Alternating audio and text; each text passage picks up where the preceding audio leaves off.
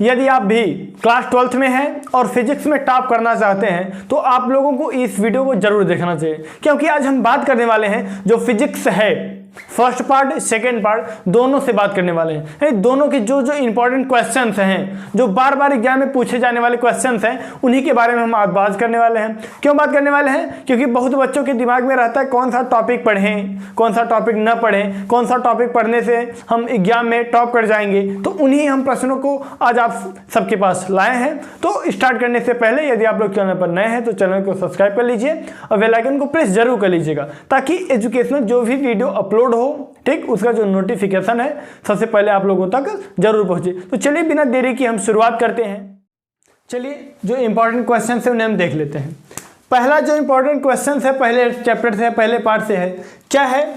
विद्युत आवेश, यानी विद्युत आवेश क्या होता है तथा आवेश के प्रकार, यानी विद्युत आवेश क्या होता है तथा इसके कितने प्रकार है, इस प्रश्न को आप लोगों को तैयार करना है, इंपॉर्टेंट है। दूसरा है कूलाम का नियम, यानी इस चैप्टर से बहुत इंपॉर्टेंट क्या है मित्रों, कूलाम का नियम, यानी जो कूलाम नियम दिए थे वो जो नियम है उसका ड्यूरेशन जो है आप लोगों को उसे तैयार करना है, ठीक। अगला है विद्युत द्विध्रुव आघूर्ण, यानी जो विद्युत द्विध्रुव आघूर्ण होता है वो क्या होता है।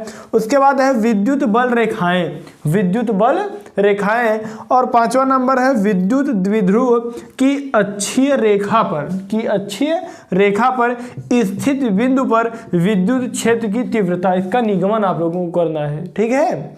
अगला क्या है? गॉस का प्रमेय, यानी गॉस का जो प्रमेय है बहुत ही इंपॉर्टेंट है मित्रों, बार बार एग्जाम में पूछा जाने वाला क्वेश्चन है। अगला है अनंत विस्तार के रेखीय आवेश के, अनंत विस्तार के रेखीय आवेश के कारण विद्युत को वैद्युत भी कह सकते हैं, इसमें कोई दिक्कत नहीं है। विद्युत क्षेत्र की तीव्रता आप लोगों का इसका भी निगमन करना है, तैयार करना है आप लोगों को। आप लोग वीडियो देखिए और इसका स्क्रीनशॉट ले लीजिए और आप लोगों को तैयार भी करना है। ये नहीं कि देख लिए हो गया, इसका आप लोगों को ड्यूरेशन तैयार करना है। इस प्रश्न का उत्तर जो है वो आप लोगों को तैयार करना है, तो स्क्रीनशॉट ले लीजिए, उसके बाद हम आगे बात करते हैं। चलिए जो प्रश्न इंपॉर्टेंट आगे के हम उन्हें देख लेते हैं। 8 नंबर क्या है? विद्युत द्विध्रुव की निरक्षीय रेखा पर, निरक्षीय रेखा पर स्थित बिंदु पर विद्युत क्षेत्र की तीव्रता, यानी ये जो सभी क्वेश्चंस हैं अगले पार्ट में आप सभी को इन सभी का आंसर सही वीडियो मिलेगा, ठीक है। केवल इस बार आप लोग जो इंपॉर्टेंट क्वेश्चन है उसका स्क्रीनशॉट ले लीजिए, उसके बाद अगले वीडियो में आप लोगों को इन सभी का आंसर सही वीडियो मिलेगा, ठीक है। यदि आप लोग चाहते हैं तो कमेंट जरूर करिएगा कि आप लोग इस पर वीडियो चाहते हैं या नहीं, ठीक। उसके बाद अगला क्या है? अनंत विस्तार के समरूप आवेशित कुचालक चादर के कारण विद्युत क्षेत्र की तीव्रता, ठीक। अगला है, अगले चैप्टर से है विद्युत विभव तथा विभवांतर, यानी ये पार्ट 2 से क्वेश्चन है मित्रों, ठीक। क्या है? विद्युत विभव तथा विभवांतर। अगला क्या है? इलेक्ट्रॉन वोल्ट, ठीक। अगला है विभव प्रवणता। अगला है चालक की धारिता, जो अगला आप लोगों को तैयार करना है वो है चालक की धारिता। और अगला इंपॉर्टेंट क्या है? विद्युत द्विध्रुव अक्षीय स्थिति में किसी बिंदु पर विद्युत विभव, अब वैद्युत को हम विद्युत भी कह सकते हैं, वैद्युत भी कह सकते हैं, बात एक ही है। तो आगे बढ़ने से पहले आप लोग इसका स्क्रीनशॉट ले लीजिए। अगला देखिए क्या है जो बहुत इंपॉर्टेंट है। अगला है संधारित्र, यानी जो संधारित्र होता है वो बहुत इंपॉर्टेंट क्वेश्चन है मित्रों, इनसे प्रश्न बार बार एग्जाम में पूछे जाते हैं। उसके बाद है संधारित्रों का संयोजन, यानी संधारित्रों का संयोजन किस प्रकार से होता है, ठीक है। अगला है विद्युत धारा, अगले चैप्टर से आ गया, क्या है? विद्युत धारा। उसके बाद है ओम का नियम, बहुत इंपॉर्टेंट है मित्रों, ओम का नियम, ठीक। उसके बाद है विशिष्ट प्रतिरोध अथवा प्रतिरोधकता, यानी विशिष्ट प्रतिरोध क्या होता है उसे हम प्रतिरोधकता भी कह सकते हैं, ठीक। बहुत इंपॉर्टेंट है, आप लोग तैयार जरूर करिएगा। अगला क्या है? विद्युत प्रतिरोध, क्या है? विद्युत प्रतिरोध। और अगला है विशिष्ट चालकता, क्या है? विशिष्ट चालकता, ठीक। आप लोग वीडियो के अंत तक बने रहिएगा, जरूर से जरूर आप लोग 70 में 70 पूरा करके आएंगे, केवल वीडियो के अंत तक बने रहिएगा और इसका स्क्रीनशॉट लेते जाइएगा, उसके बाद पढ़िएगा जरूर, ठीक है, ताकि तैयार हो जाए। ठीक, और लाइक करना मत भूलिएगा। तो चलिए बिना देरी के हम आगे बढ़ जाते हैं, लेकिन आप लोग इसका स्क्रीनशॉट ले लीजिए। चलिए देख लेते हैं जो आगे के बहुत इंपॉर्टेंट क्वेश्चंस हैं जो बार बार एग्जाम में पूछे जाते हैं। अगला क्या है, प्रतिरोधों का संयोजन, यानी प्रतिरोध जो होते हैं उनका जो संयोजन होता है वो किस प्रकार से होता है। अगला क्या है, किरचॉफ का नियम, ये बहुत इंपॉर्टेंट है मित्रों। क्या है, किरचॉफ का नियम। उसके बाद है व्हीटस्टोन सेतु, यानी जो व्हीटस्टोन सेतु होता है उसका जो नियम है वो क्या है, उसका जो संरचना है वो किस प्रकार से होता है। उसके बाद है मीटर सेतु, ये भी बहुत इंपॉर्टेंट है। अगला है बायो-सेवर्ट का नियम, ये बहुत और भी इंपॉर्टेंट है मित्रों, बायो-सेवर्ट का नियम।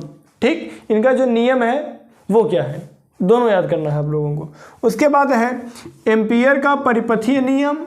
ठीक, उसके बाद है चुंबकीय क्षेत्र, यानी चुंबकीय क्षेत्र किसे कहते हैं, उसका जो कौन सा एरिया होता है, जो क्षेत्र होता है चुंबकों वाला, वही आप लोगों को तैयार करना है। तो स्क्रीनशॉट ले लीजिए, उसके बाद हम आगे बढ़ते हैं।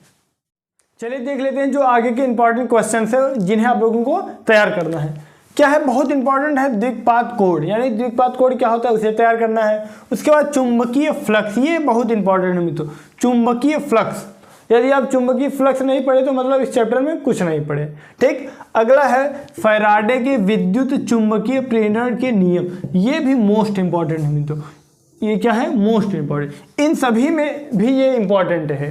ठीक, क्या है, फैराडे के विद्युत चुंबकीय प्रेरण के नियम। यदि आप इस नियम को तैयार नहीं किए, इस नियम को याद नहीं किए, तैयार नहीं किए, तो समझो आप इस चैप्टर में कुछ पढ़े ही नहीं है, क्योंककि ये जो फैराडे का विद्युत चुंबकीय नियम है बहुत ही इंपॉर्टेंट है मित्रों, ध्यान दीजिएगा।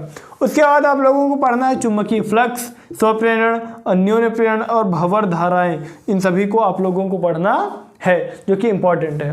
ठीक, तो आप लोग इसका स्क्रीनशॉट ले लीजिए, उसके बाद हम आगे बढ़ जाते हैं।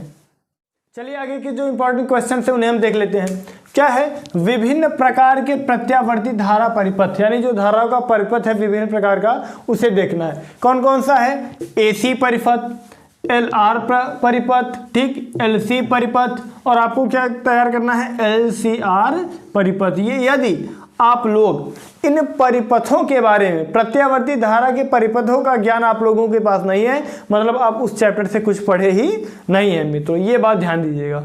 ठीक है, अगला क्या है, चोक कुंडली, यानी चोक कुंडली क्या होता है उसे तैयार करना है। उसके बाद ट्रांसफर, जो भैया देखे होंगे ना ट्रांसफर क्या होता है, अरे भैया जो बिजली का ट्रांसफर होता है वही जिसे गाँव बोलते हैं अरे ट्रांसफार्मा, अरे ट्रांसफार्मा नहीं होता भैया, वो ट्रांसफार्मर होता है। ठीक है, उसका चित्र सहित आप लोगों को तैयार करना है।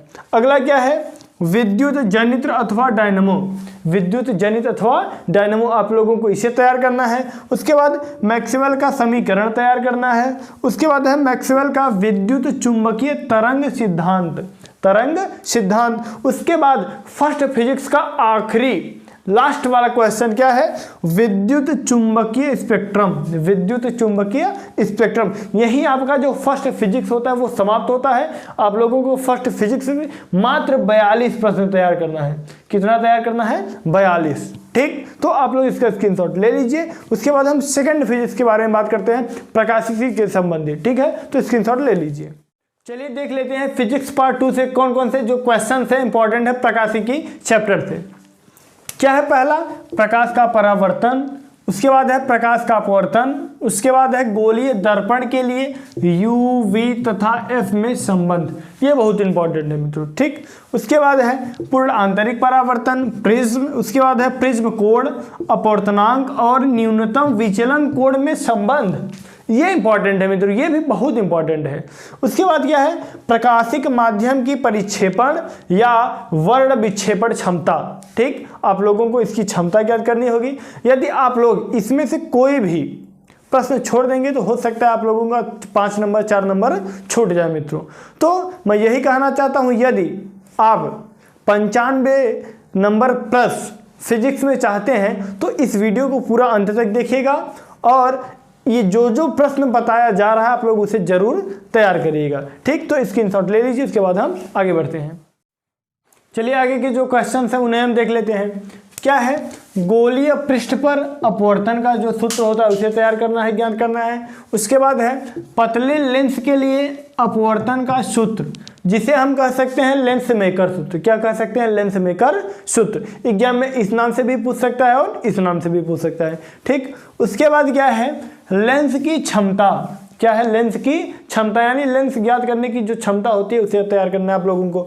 उसके बाद तैयार करना है लेंस की फोकस दूरी के लिए न्यूटन का सूत्र। लेंस की फोकस दूरी के लिए न्यूटन का जो सूत्र है आप लोगों को इसे भी पता होना चाहिए। उसके बाद क्या है? मानव नेत्र, जो हमारा आँख है। ठीक, उसके बाद सूक्ष्मदर्शी, दूरदर्शी, आप लोगों को इन सभी को तैयार करना है। उसके बाद कुछ टॉपिक और हैं इस चैप्टर से, उसके बाद हम अगले चैप्टर के लिए आगे बढ़ेंगे। तो स्क्रीनशॉट ले लीजिए, उसके बाद हम आगे बढ़ते हैं। आगे के जो इंपॉर्टेंट क्वेश्चन है उन्हें हम देख लेते हैं। क्या है अगला? दूरदर्शी की विभेदन क्षमता एवं विभेदन सीमा। ठीक, अगला है हाई। अब यहीं तक हमारा जो पहला चैप्टर था वो समाप्त हुआ। अब दूसरे चैप्टर के बारे में हम बात करेंगे। क्या है प्रश्न? हाइगेंस का तरंग सिद्धांत, यानी हाइगेंस का जो प्रथम तरंग का सिद्धांत है वो, उसके बाद हाइगेंस के द्वितीयक तरंगिकाओं का सिद्धांत, पहला दूसरा दोनों तैयार करना है। उसके बाद क्या है? हाइगेंस के द्वितीयक तरंगिकाओं के सिद्धांत के आधार पर तरंगों के परावर्तन का नियम जो व्याख्या है और अपवर्तन का जो नियम है उसकी व्याख्या आप लोगों को तैयार करना है, यानी अपवर्तन का भी और परावर्तन का भी। उसके बाद अगला क्या है? प्रकाश में डॉपलर प्रभाव। प्रकाश में डॉपलर का क्या प्रभाव है? उसके बाद व्यक्तीकरण तैयार करना है, और तैयार करना है आप लोगों को प्रकाश तरंगों के व्यक्तीकरण यंग का प्रयोग। ठीक, तो आगे बढ़ने से पहले आप लोग इसका स्क्रीनशॉट ले लीजिए, उसके बाद हम आगे बढ़ जाते हैं। आगे के जो इंपॉर्टेंट क्वेश्चन है उन्हें हम देख लेते हैं। क्या है? प्रिज्म चौड़ाई के लिए व्यंजक आप लोगों को ज्ञात करना है। इसके बाद है प्रकाश का विवर्तन। यहाँ जो है हमारा वो चैप्टर प्रकाशी का खत्म हुआ। अब अगला चैप्टर से जो इंपॉर्टेंट है वो है कार्यफलन। क्या है? कार्यफलन। ठीक, उसके बाद है प्रकाश विद्युत प्रभाव, यानी प्रकाश विद्युत प्रभाव क्या है? उसके बाद है प्रकाश विद्युत उत्सर्जन के नियम, यानी इसका जो नियम है, जो कुछ नियम है उससे आप लोगों को तैयार करना है, आप लोगों को आना चाहिए। उसके बाद क्या है? आइंस्टीन का प्रकाश विद्युत समीकरण। ये आइंस्टीन का जो नियम है बहुत इंपॉर्टेंट है मित्रों, आप लोग जरूर तैयार करिएगा। ठीक है, उसके बाद क्या है? अब यही जो हमारा चैप्टर है वो समाप्त हुआ। यही जो हमारा चैप्टर है वो क्या हुआ? समाप्त हुआ। इस चैप्टर से आप लोगों को केवल इतना ही तैयार करना है। अगला चैप्टर क्या है? अगले चैप्टर जो क्वेश्चन है क्या है? रदरफोर्ड का अल्फा कण प्रकीर्णन प्रयोग। रदरफोर्ड का अल्फा कण प्रकीर्णन का प्रयोग, जिसे हम नाभिक की खोज भी कह सकते हैं। क्या कह सकते हैं? नाभिक की खोज। तो आप लोग इसका स्क्रीनशॉट ले लीजिए, उसके बाद हम आगे बढ़ते हैं। चलिए देख लेते हैं कि इस जो चैप्टर में और क्या क्या इंपॉर्टेंट क्वेश्चन थे। क्या है? रदरफोर्ड का परमाणु मॉडल, ये भी इंपॉर्टेंट है। उसके बाद है हाइड्रोजन परमाणु का बोर मॉडल, ये मोस्ट इंपॉर्टेंट है मित्रों, इन सभी में इंपॉर्टेंट ये ज़्यादा है। ठीक, जरूर तैयार करिएगा। उसके बाद है हाइड्रोजन स्पेक्ट्रम। ठीक, यहाँ ये जो परमाणु का चैप्टर था वो समाप्त हुआ। अब अगला चैप्टर है नाभिक का। नाभिकीय में अब क्या है? नाभिकीय बल, पहला ही आप लोगों को तैयार करना है, नाभिकीय बल। उसके बाद है अर्ध आयु। ठीक, उसके बाद है अर्ध आयु तथा क्षय नियतांक में संबंध। अर्ध आयु तथा क्षय नियतांक में क्या क्या संबंध है आप लोगों को उसे व्याख्या करना होगा। उसके बाद है नाभिक की बंधन ऊर्जा। नाभिक की जो बंधन ऊर्जा होती है उससे आप क्या समझते हैं उसके बारे में आप लोगों को लिखना है। ठीक, तो स्क्रीनशॉट ले लीजिए, उसके बाद हम आगे बढ़ते हैं।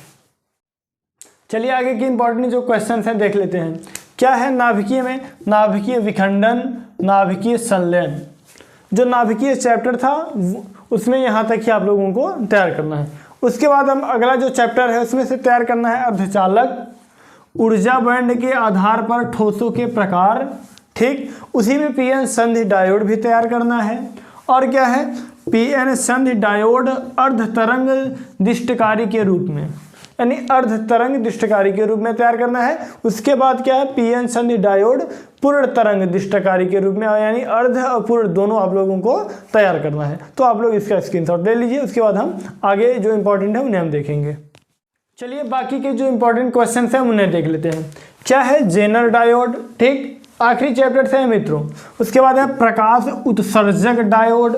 उसके बाद है पीएनपी ट्रांजिस्टर की कार्यविधि, यानी जो पीएनपी ट्रांजिस्टर होता है उसकी कार्यविधि क्या होती है। उसके बाद है एनपीएन ट्रांजिस्टर। ठीक, फोटोडायोड, अर्धचालक डायोड। ये रहा हमारा आज का 90 इंपॉर्टेंट क्वेश्चंस जो एग्जाम में यदि आप लोग इन्हें तैयार कर लेंगे तो एग्जाम में जाएंगे तो आप ही आप होंगे, बस ये जान लीजिएगा आप लोग, ठीक है। तो इतना आप लोग तैयार करिएगा, उसके बाद हम आप लोगों से मिलेंगे अगले वीडियो में। तब तक के लिए धन्यवाद।